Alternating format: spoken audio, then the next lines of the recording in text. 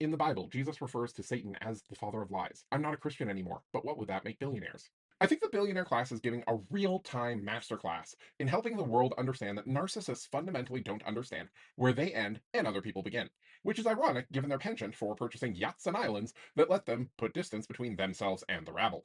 I recently had a video that I was kind of proud of that you can see on my YouTube page, but you cannot see on TikTok. I thought it was clever, but TikTok's automatic AI powered censorship tools determined that it was naughty. Not because what I said wasn't true, but because a certain powerful person with a strong affinity for bronzer probably wouldn't appreciate someone exercising their right to freedom of expression to point out his well documented history. Now, when it comes to AI, I'm not some sort of purist who is fundamentally opposed to a lot of the things involved. On paper, I'm actually not a huge fan of things like copyright. I see computers as tools to help people be creative, and a lot of jobs that companies want to automate, a lot of workers don't even want to do them. My problem is mostly with the fact that the companies don't want to contribute to society, and they simply want to leave the people who built their companies homeless. Right now, the people pushing AI the hardest are largely the worst people in the world. Like, you can't become a billionaire without being a thief, right? Billionaires are thieves. No single person on their own can do work worth even $500 million.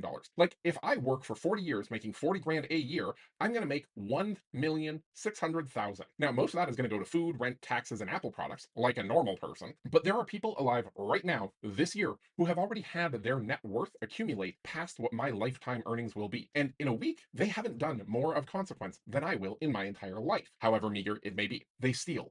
They steal from their employees, they steal from government, they steal from customers. Whoever it is, they take so much more than they need that they feel compelled to use their ill gotten gains to steal from more people within or outside of legal frameworks. And those are the people who have been pouring the money that they stole from you and me and everyone else into hardware and software tools that can simulate a human discussing a topic, can simulate a human speaking, and more importantly, can very quickly simulate video and audio depicting events that haven't happened. It's interesting to note that all of this is happening at a time where the billionaire class would love to be able to claim that every bit of audio and video evidence against them, demonstrating their crimes against exceptionally vulnerable and young people, was all fabricated. Before the internet, there were very few ways for one person to reliably spread ideas widely. Then the internet came out, and we have so much information readily available. Smart people could share ideas easily, so could dumb people. But especially with the rise of social platforms, the rich have figured out that angry people are much easier to control, especially when they see other people agreeing with them. But why should those people even need to be real?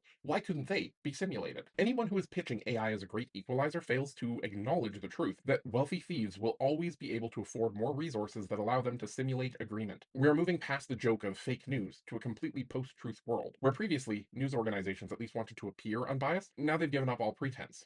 So,